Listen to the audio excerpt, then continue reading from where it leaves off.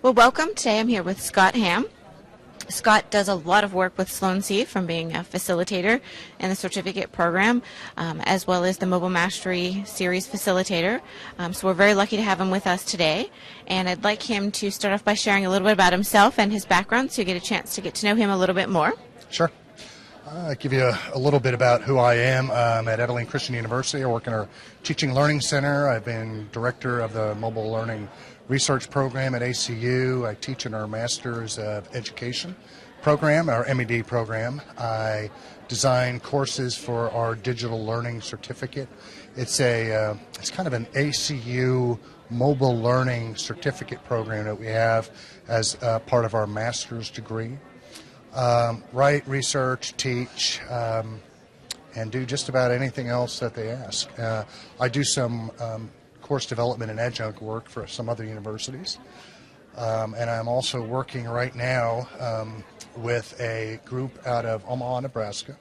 We have submitted a planning grant for what could turn into be a pretty big project working with developmental math and using mobility to help high school seniors make a smoother transition into college through this. So we have requested a large sum of money, and we're just waiting each day to see if they said yes on that. So got our hands in a lot of pots, but frankly, mobility is such a great connector.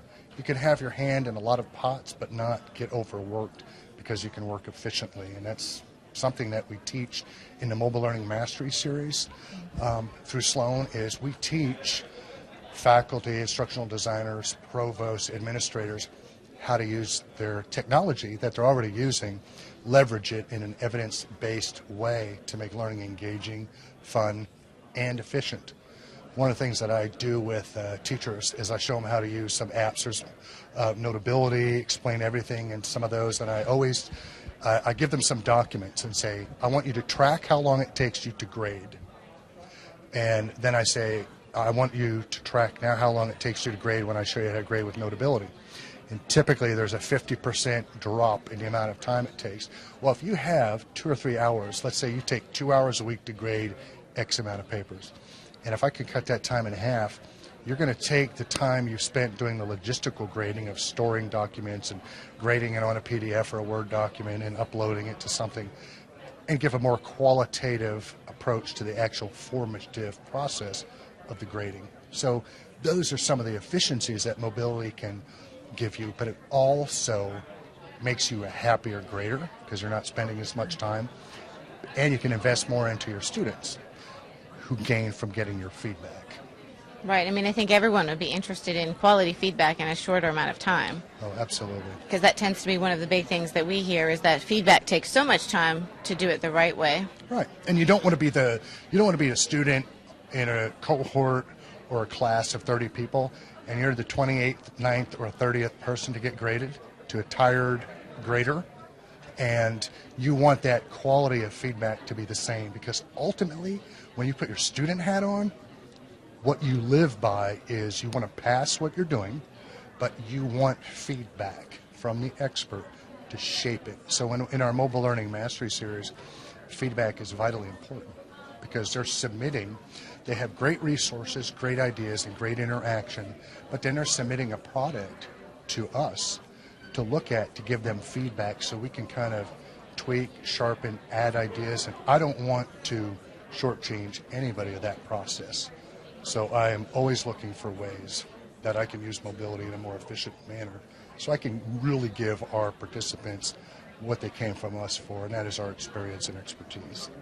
How did you get into researching mobile learning and implementing it into your coursework? Almost by accident. And but in a sense, I'm not sure there are accidents, but it almost seemed like I backed into it by chance. I was working with ACU Online, developing our courses for our online program, but I always kind of had a predisposition to research, and when I was in ministry, I did a lot of research in ministry. In other words, I always wanted to know why people or systems behave the way that they do. So when I was at the university, people were like, let's grab Scott a day a week, bring him over to our learning center, and he can be the co-director of our faculty instructional design, and he can start to get his feet wet in practicing some of the research. And when the position for the Director of Mobile Learning Research was being revisioned, I was already there a day a week, was already becoming involved. It just seemed to be a natural fit. And it's kind of one of those, you step on the ship and you realize this was the ship you've been wanting to step on for a long time. Mm-hmm. And we just kind of took off and sailed in the direction of mobile learning.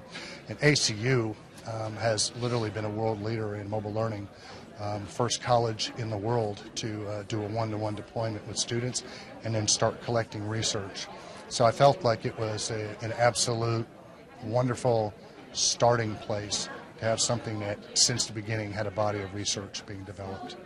And then I came to conferences like this because as mobile learning and as ACU was becoming known worldwide and in higher ed specifically for our work in mobile learning, we got a lot of requests to go out and share some of that with other people, and which I feel like when you have an opportunity, one of the biggest blessings is to be able to realize that you're not the one who's creating necessarily this information. You're a steward of it. So one of the things that a good steward does is shares that with other people, because at the end of the day, with the people that we serve in Sloan Consortium, participants in our workshop, they're going back and impacting students in their particular university or in their workplace. So that's what really drives us to continue to develop mobile learning initiatives. I think one of the great things when people get a chance to learn with you or even to talk with you, you are really great with the research piece behind explaining to them why you do something and sort of some of the impacts, because I think that we're all curious as to the why. So, well, why do we do that? And I think that that's great. And when you've even published a book, I believe it was last year, on mobile learning as well. Yes, 2. Not that anybody's Not counting. that we're counting, right? Yes, 2, but I do enjoy that. And one of the things that I like to do at a conference session, I always tell the participants in my session, when you come to the session, when you come to this, what I'm doing is I'm taking something I've worked on for a year, I'm giving you the immediate application and the highlights. And that's one of the things that I try to do with the Sloan workshops, specifically the Mobile Mastery series. I jokingly call my session, "Don't buy the book, experience it." But I very much mean that when we have the Mobile Learning Mastery series, because some of those books are more expensive than our seminars. But what you get when you participate in our seminar, you have a certificate, you have masteries, and you get all the resources, including things that I've published, but all the resources from other universities, other research that I've done, and I can give that back to you, and you can apply that in your context, and I can coach you. Interestingly enough, I'm meeting the Mobile Learning Mastery cohort tonight at the reception, and I've already run into 3 or 4 of the participants, and we've already got individual sessions scheduled. So we come to a conference like this and we sit down and say, okay, what else are you doing in your university? And let's have a cup of coffee, and how can I help? And I think that there's so much information out there. I mean, even when you think about like Merlot, who joint sponsors the conference with us, there are unlimited resources out there, and there's the Merlot piece that has the mobile apps in there as well. And I think that the part of it is what do you do with all that information, right, and making those connections. And I know you always make yourself so available to these people, like participants and graduates, to spend time and talk to them. And it really is a network and a community where you can continue to learn and share and potentially partner and do different things, which is fantastic, because I know you're one of those people who people always want to see, one of those men in demand, per se. Oh, my. And I have 2 of the participants in my current Mobile Learning Mastery series going to be co-presenting with me tomorrow. So it also gives them opportunities to utilize not only the wisdom and research in the resource base of Merlot, but it gives them a chance to put this in their resume cache back at the university and say, I've got a conference presentation. But I also want to say, I've got a workshop participant in my Mobile Learning Mastery series, and these are 2 super people. I want to give them an opportunity to demonstrate what they've done. So when you come and become part of the Mobile Learning Mastery series or any of the Mastery series or workshops that we have, you're not just investing your time and finances to get a product back. You're kind of investing in a relationship that is a growing, living, working relationship that you're going to live it out in your place of business, in your social context, and from here going forward. So if someone enrolls in the Mobile Mastery Series, I believe the next time that runs is in September. What is that experience like for them? Well, they'll come in and it's a 3-month-long workshop, which can sound daunting, but I think it's a masterful way that Sloan has organized this. You come in and for a week, you're going to look at research and information. And then you're going to have a teaching unit, draft unit to develop. And then you're going to have 3 weeks to turn the second part of that in, reflect. We'll stay in contact through social media and conversations. And then you have another 1-week intensive where you turn in something on assessment, and then you further refine something.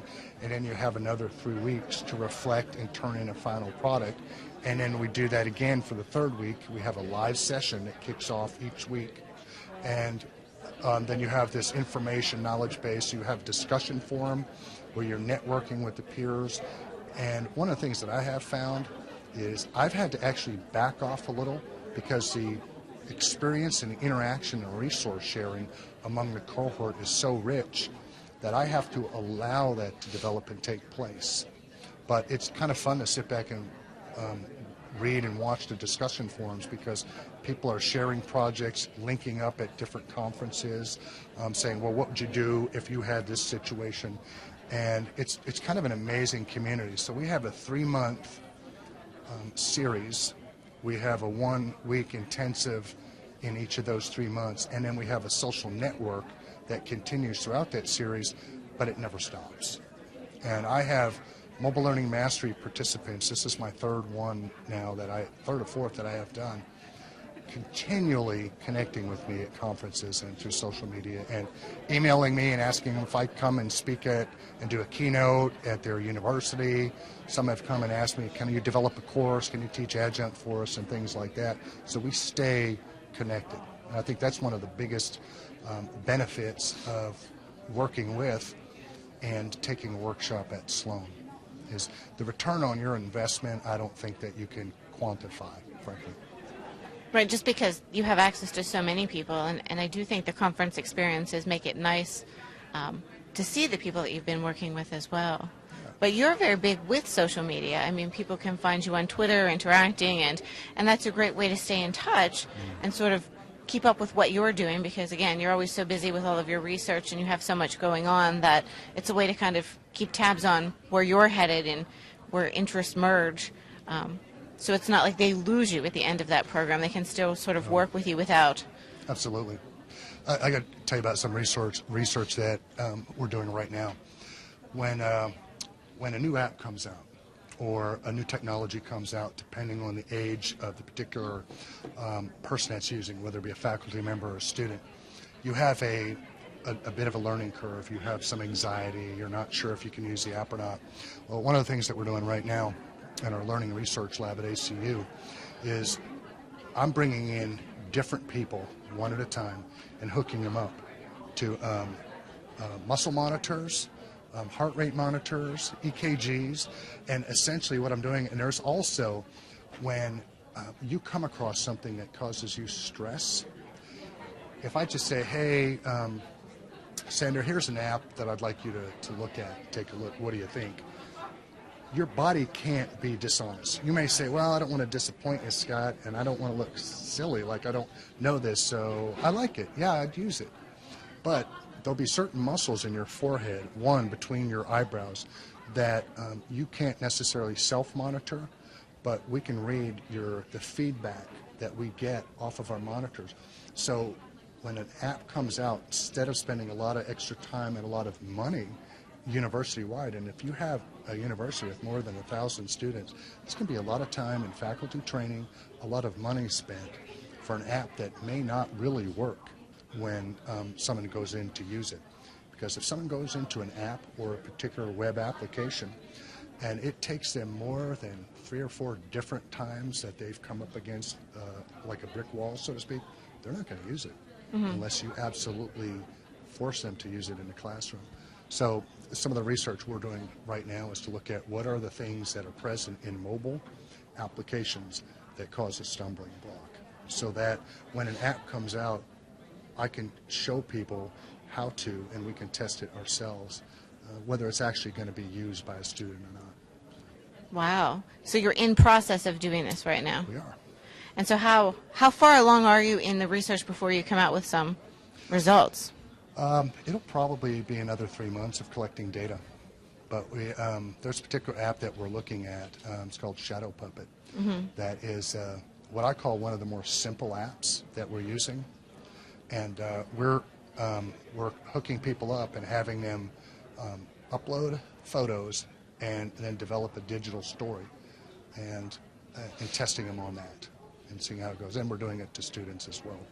That's fascinating because I believe you joined us last year for a digital storytelling workshop. Absolutely. So you're sort of trying to merge some of the two concepts together. Digital storytelling is powerful, and obviously that workshop is excellent and one I highly recommend. And we think in our current context, story has always been an important medium for people to tell who they are, to tell about a culture, to tell about a period of history. I think story in our connected and at times disconnected world is still a very important central thread, and to be able to equip teachers, to equip students to express themselves in a digital story using an app like Shadow Puppet, we think is an important communication medium. And we wanted to take a simple app like Shadow Puppet to show now you can go really deep into the deep end of digital storytelling. There's a lot more complex apps that you can use, but you have to get into the shallow end of the pool to get to the deep end. Most people will not jump right in. So that's what the research is based on right now. It'd be very interesting to see your results to really help figure out where to go with that. Looking forward to seeing where this comes out. Sounds like a very exciting webinar opportunity with us. Oh, yes, that could be a good webinar. That would be. I think the results will be interesting. In that, and I think they'll be informative for folks, we're hoping. So you talked about a conference session. Don't read the book, experience it. What's going to go on with that? Essentially, what I've taken is a lot of the evidence-based pedagogies and technologies that I've researched and wrote about, published on. I take those and I give people the highlights in my session and say that I trust that if you're a subject matter in physics, here's an evidence-based approach. Now, there are 10 different ways that you can give audio feedback, video feedback, or interact through social media. But I'm going to show you the 1 or 2 key ways that I think will leverage what you're doing best, based on the research that I've done, based on the research that we've gathered. Here's the cream of the crop that if you want to try. And I'm going to present 10 or 12 of those cream of the crop things out there for folks to look at. And there's also a new technology. This is the Emerging Technologies for Online Learning Conference. There's a technology that I'm going to be demonstrating that I think will, I wouldn't say it's a new frontier, but I think it will help people maybe re-envision some of the things that they can do in an online class, but maybe even at a conference as well. Wow, it sounds like a really exciting session. Yes, I put a trailer to the hashtag, and I've got another one I think scheduled to come out at 3:30 with a picture of the technology that I'm going to, one of them that I'm going to be talking about. Wow, I look forward to seeing that. Great. Well, thank you so much for sharing with us. I mean, you've given us a wealth of information to think about and process, and great avenues to catch up with you on social networking, and see you later at the conference. Fantastic. Thanks. Thanks, Scott. Got it.